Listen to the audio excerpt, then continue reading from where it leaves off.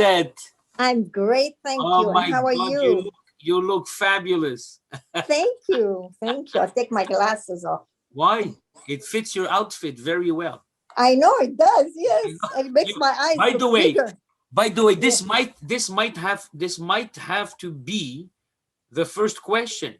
You're very fashionable. You everywhere you go, and every time I see you anywhere, even if it's a small event or a big event, you're always well dressed and makeup and so that's beautiful. Very elegant, I have to say. Thank you very much. Baruch You Hashem. made my day. No, but Yippee! it's true. But it's so nice because a lot of people, it takes for them, it's a very big effort. And some people, they love it, and I meet people sometimes that, you know, uh, they wake up one morning, they feel great, then they would dress out, and then the next morning or 2 mornings after, they say, I'm just going to put my jeans and t-shirt and that's it. But some people like just, it's beautiful. You have a lot of charisma, right? Thank you. So, Thank you. Lizette, this is up close and personal, and we're very, very happy to have you here. And it's an opportunity for a lot of people in the community, the Spanish and Portuguese community, to see you and to speak with you and to and also to get to know you, right? Thank you. Yeah. Thank you. So, my first question, Lisette, where do you come from? Like, what's your place of origin, and when did you come to Montreal? I am born in Baghdad. Obviously. My parents were, both my grandparents were quite well off. In fact, when they appointed a king in Iraq in 1920, there was no house fit for a king because it was part of the Ottoman Empire for 400 years. So Gertrude Bell chose my grandfather's house. She went on a boat and looked in binoculars and chose my grandfather's house for the king to live in. And my grandfather duly left the house with his family. And Wow. They say he rented it out for a very nominal sum to the king. And I think the king stayed in it for a few years till they built a palace for him. Wow. What happened to this house? Is it still? No, at some point, part of it was damaged with a flood. And I met a gentleman, a Muslim gentleman, 2-3 years ago in London, who said his grandfather, there were only 3 homes in that area, and his grandfather also had a house there. The other homes were totally immersed in water. Wow. They were totally destroyed. Wow. The Shashoua Palace, they called it, Qasr Shashoua, stayed, part of it fell in the water, but it was sold for a very nominal sum in 1951, I think, when Jews were leaving. Not that we were leaving, but Jews were selling everything for very cheap. Wow. So it was sold for a very cheap price. Or almost nothing, right? Yes, exactly. In many circumstances, yeah. And funnily enough, I just got, from time to time, they have TV emissions about the house. No kidding. The Iraqis. And it's an expression that, like, if somebody says, my house isn't ready yet. And that's how I heard about it the first time. I didn't even know. I was in Baghdad and on TV, and the guy goes, well, why is it taking you so long? You're not building Qasr Shashoua. And I went to my dad and I said, that's our house. No, I didn't know. I said, are they talking about the same Shashoua? I didn't even know we had, you were elite. They never talked about it. So your family was an elite family in Baghdad. It was, and this is a double-edged sword, because having so much property, etc., they were the last to leave. Yeah. And they left with nothing, unfortunately. Like, my dad was the son of Shaul Shashoua, who had this palace, and he left at age 80 from Iraq with 0. No kidding. Wow. And I escaped from Iraq in 1970. In 1970. I was just going to ask you, when did you get here to Montreal? Did you go directly from Baghdad to Montreal? No, I escaped from Iraq through Kurdistan, through Iran. Yeah. I stopped on my way, but I did not go to Israel because I had already my sister Hilda, who just That's right. unfortunately passed. Yes, yes. She was living here and she was married, just married. And her daughter was just born, Tamara. Yes. I escaped about 2 weeks after she was born, but I only found out she was born the day I was escaping. When you were escaping. Wow. Because they at the time we were even afraid to send telegrams. Our telephones were cut. Wow. So they sent a letter and it arrived the day I was escaping, the 6th of November. 7th of November. The 7th of November. Unbelievable. So let me ask you, it's fascinating because I know that you almost have like a book that you can write about this whole thing. And I've seen you give talks about this, and it's very fascinating. I wanted to ask you, when you came to Montreal, what year was it? Around 71. 71. By the time I got here. Yeah. So it's funny because we arrived from Morocco in 1970, in November 1970. But the month I escaped to Iran. I know. So it's very interesting. There is one more, when you come to Montreal, you gravitate.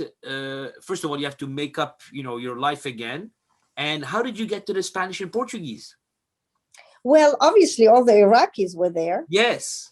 Okay, I mean, and Hilda and Freddie, her husband, were part of the Iraqi, and so were all the Iraqis. So it's the first. That's what's happening, So you go where everybody else is. Exactly. Thank God, when we arrived in 1970, the Iraqi community The Iraqi community was quite a lovely one and a small one, but they were all together. Correct. They're very united, eh?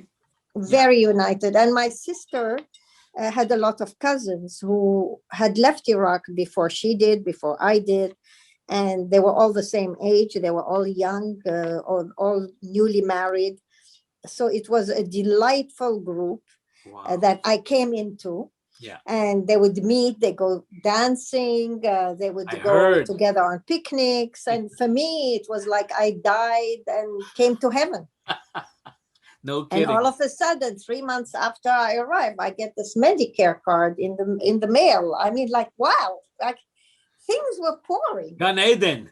Gan Eden, absolutely. Exactly. Absolutely. But how do you... And of course, you got very involved in the Spanish. You did so many things. Everybody knows Lisette. And you've been very active also. Are you part of the sisterhood too, right? Yes. You're always in the sisterhood. You always do things for the sisterhood, and you're always at the programs. Do you feel that there's been a big change in the Spanish and Portuguese from when you started? Of course, there's a change, but how do you see that big change, and what's your hopes for the Spanish and Portuguese Synagogue?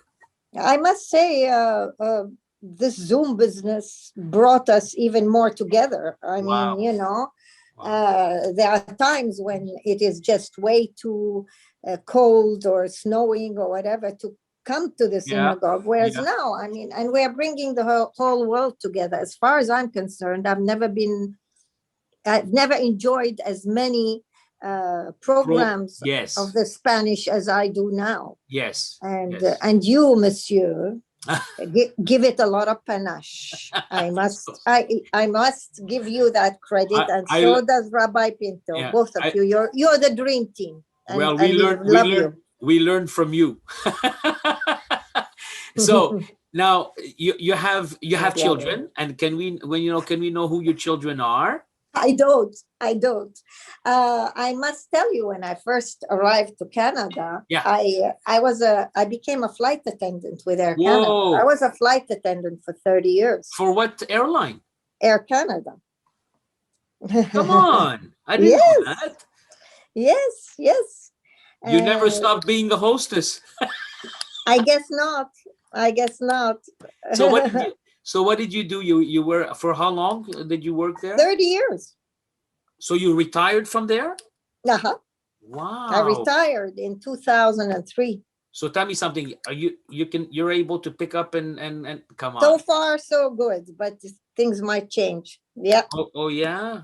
Oh my God. Yes. No, I know it's Yes. terrible. It's terrible after all Yes. that work. I know somebody who works for Air Canada that came from Ottawa, and she said the same thing. Right now, they get perks, but it's gonna because they're having any problems and all that. So we don't Was she know. a flight attendant? She was no, she worked at the ticket in at the airport.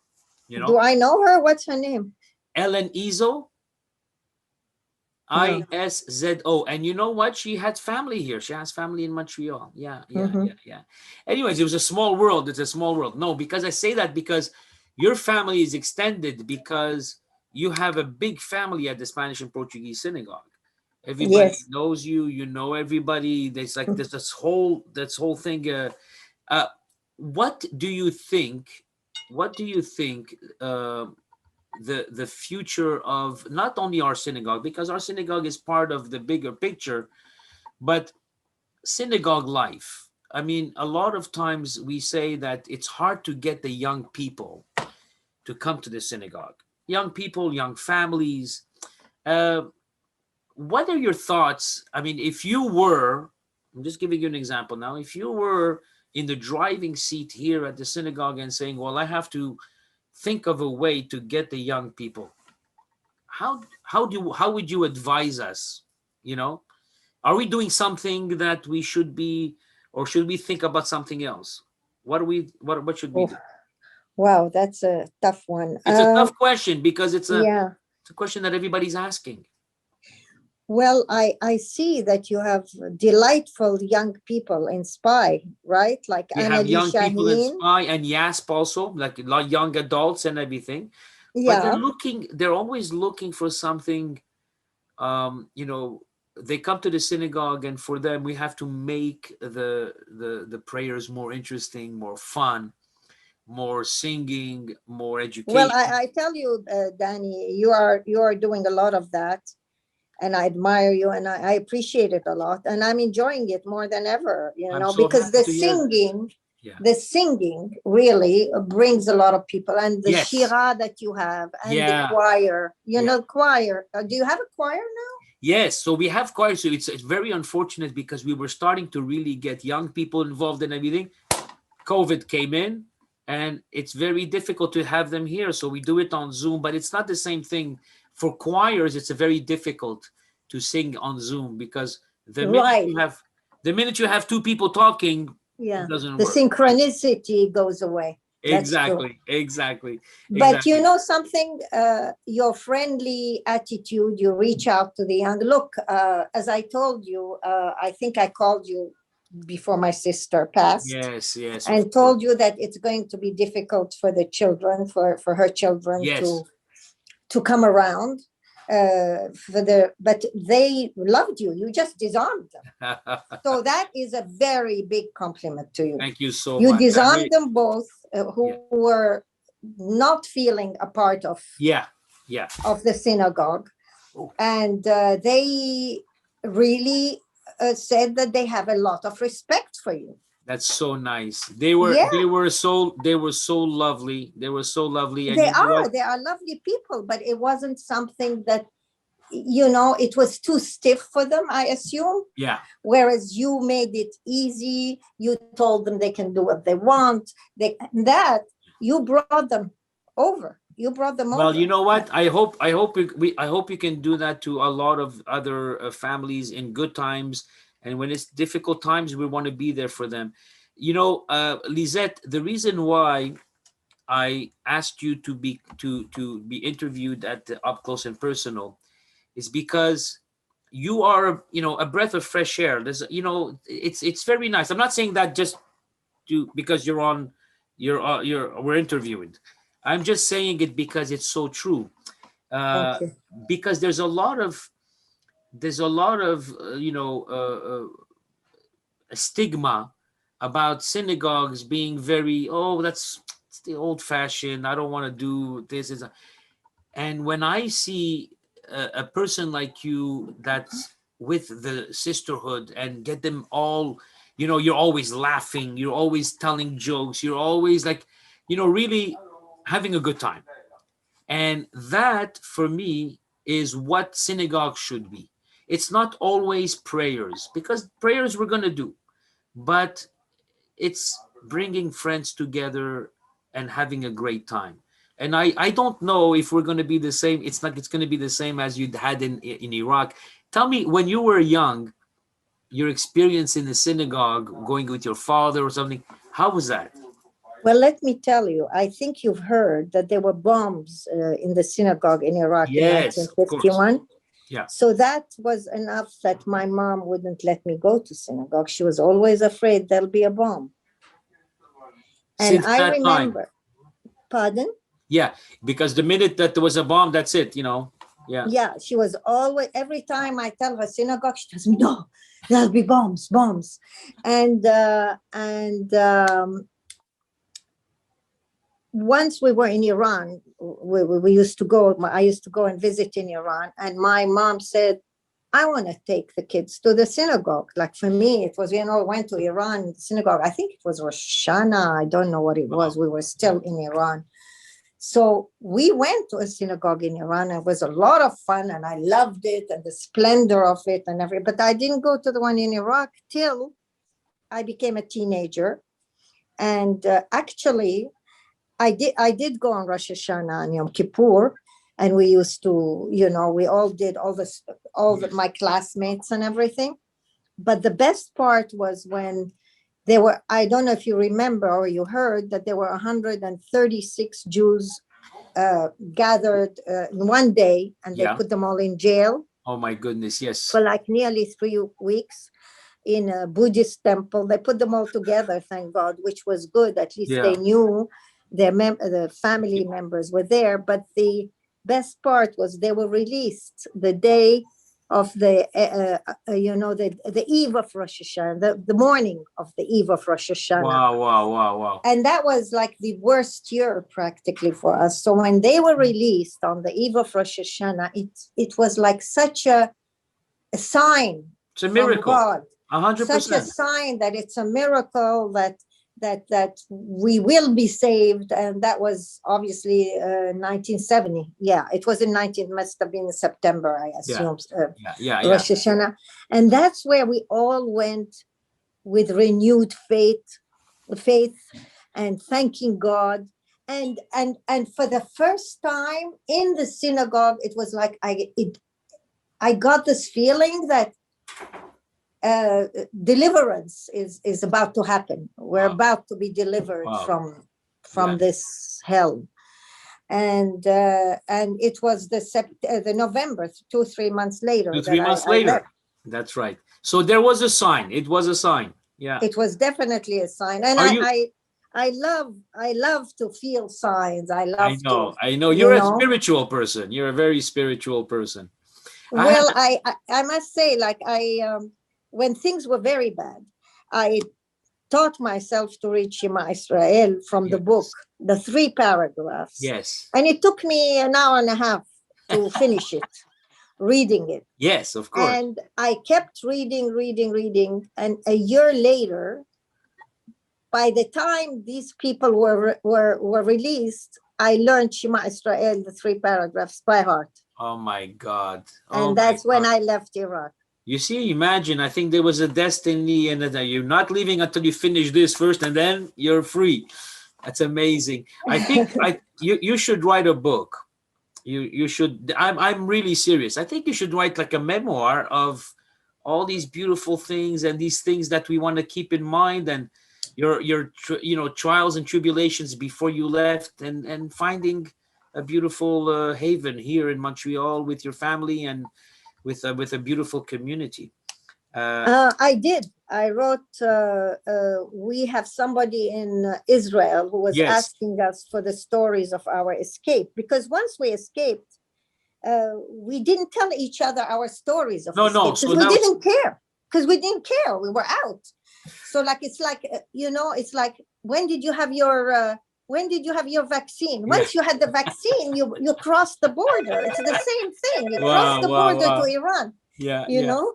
And That's it's the amazing. same with the escape. So we didn't, each one had a story, some horror stories, but nobody bothered to talk about it because we were young, we were ready to eat the world, to make up for all the time lost that we were in Iraq, surviving barely, but Amazing. not living, Yeah, yeah, of course. So, and I did write a 28-page story. Oh my God. Do you have it handy? Do you have it something that we can share?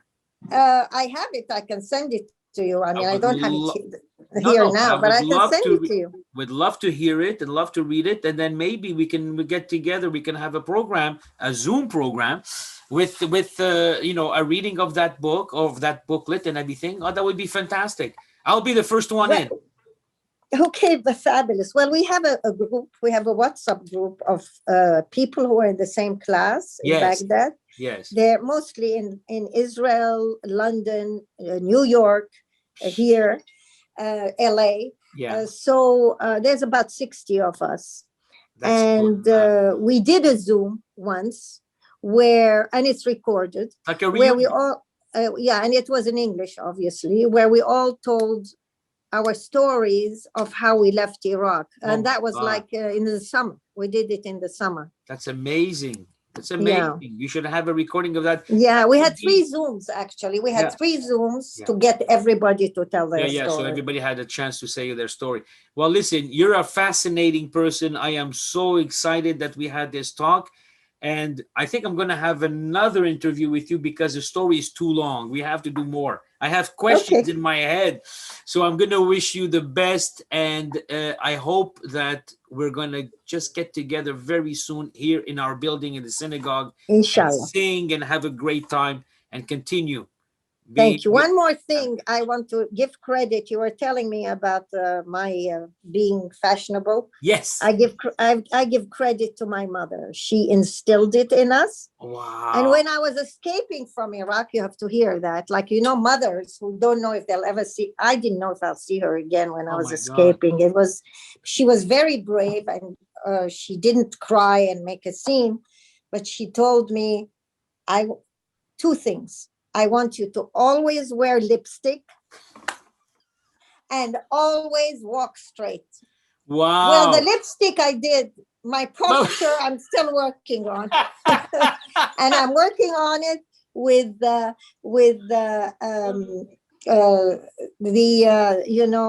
oh God, for a second I forgot the name, but the yoga with the sisterhood. Yes, yes, yes. I'm working on my And it's posture with the working. sisterhood yoga. So you see, Wow. the synagogue is doing a lot You to are make amazing. my mother proud. Well, I'm sure she's looking down at you and saying, that's my daughter. And she's so proud. Thank you And I'm so much, saying that's my Lisette. mother. Absolutely. Thank you so much, Lisette. And Thank God you. bless you. And thank you for giving me the time with you speaking and getting a beautiful story of your life. And let's continue success. Amen. Thank you.